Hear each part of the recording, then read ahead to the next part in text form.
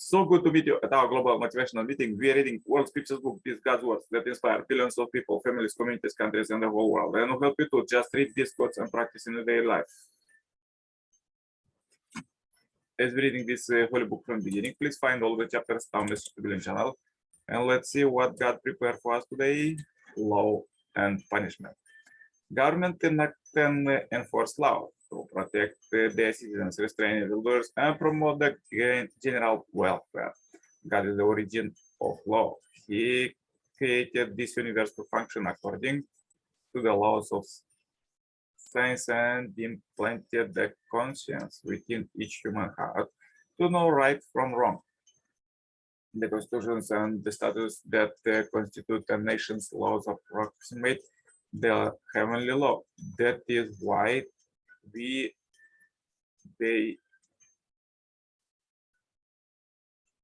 usually are in agreement with the dictates of conscience. Laws are needed to restrain wickedness. People who do not follow the dictates of conscience, by which they ought to govern themselves to do right and avoid wickedness, are restrained by the law's sharp distinction between right and wrong, what is permitted and what is prohibited. In this sense, people who cultivate their character to become people of conscience do not need the law and are unlikely to run afoul of the law. Laws prescribe punishment as a deterrent to crime and to establish justice. The government and then meting out the punishment is a co-worker with God, who is the final dispenser of justice. Indeed, the one can regard hell as a vast prison in the spirit world to restrain evildoers from trampling on heaven's domains. Punishment can serve as indemnity, an opportunity for the criminal to pay the debt of sin. On the other hand, there should always be an element of mercy in the criminal justice system. Should the criminal repent with sincerity and turn his life around?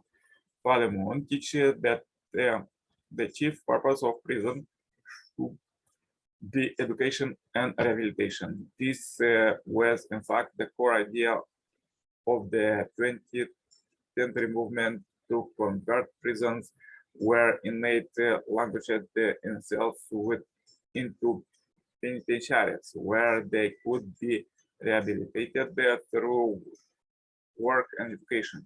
The two poles of justice and mercy form the perspective from which to view ethical issues such as the death penalty. The law's noble purpose. First one, when Marduk commissioned me to guide the people right to direct the land, I established the law and justice in the language of the land in order to promote the welfare of the people. The Creator protects the excellent form law. This law is the controller of the ruler. Therefore, there is nothing higher. So even a weak man hopes to defeat a stronger man through the law, as one does with the help of a king. As a ruler and president, you must in everything reverence the statute and proceed by them to the happy rule of the people. They were the reverence of king when and his caution in proceeding by them to the happy rule of the people say, if I can only attain to them. Laws are partially framed for the sake of good men, in order to instruct them how they might live on friendly terms with one another, and partly for the sake of those who refuse to be instructed there, whose spirit cannot be subdued or softened or hidden from plunging into evil. Another quote, he who renders true judgment is a co-worker with God. Let's read further quotes from the second coming Messiah, Father, Son, and Moon. What are laws? Laws exist to prevent the destruction of things that are worthy of protection. There is a natural law that protects the universe from destruction.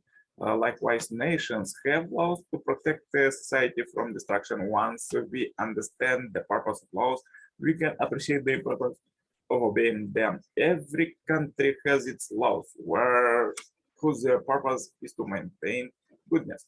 After all, the nation's constitutions and the laws by it legislate function to protect the general welfare, not destroy it. What about people who violate the law? All countries have prisons to punish them, yet the standard of what is allowed and what is prohibited differ from one country to another, according to the system of government and the views of its leader. A nation enacts laws to enhance a public way of life.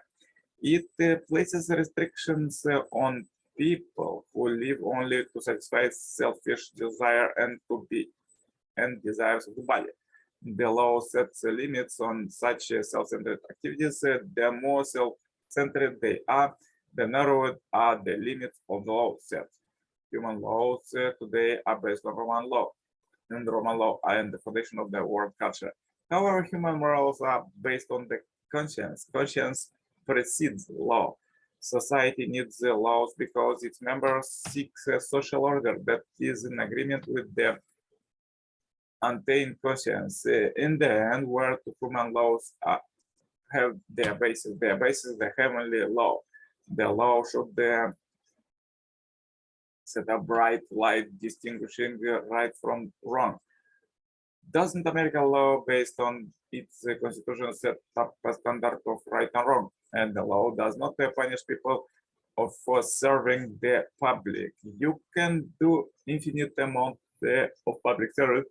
It is always welcome, but many kinds of self-centered activities are prohibited.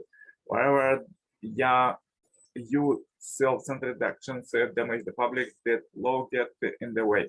Hence, using violence to harm people or destroy people is illegal.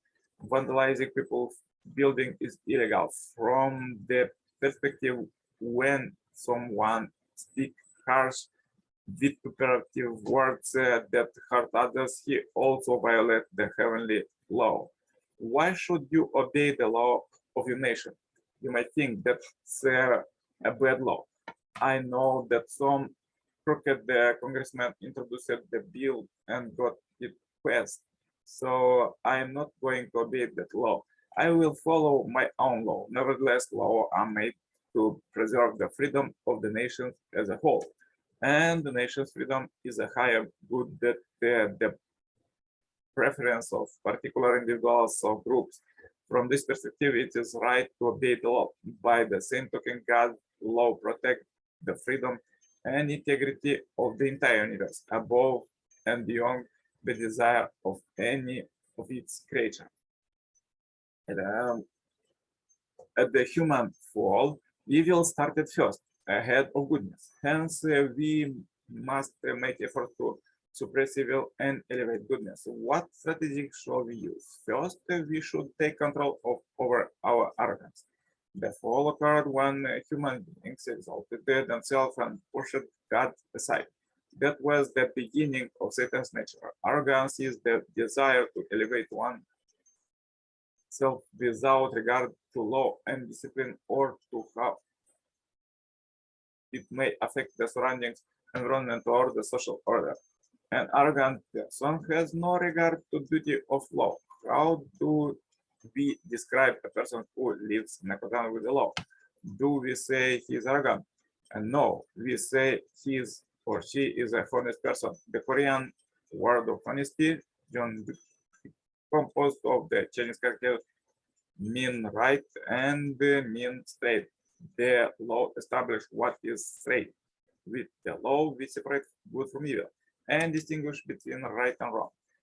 An arrogant person ignores the law. We must push us to behavior that ignores the law and violate the norms expected according to one's position, and circumstance. What will be the constitution of the kingdom of heaven?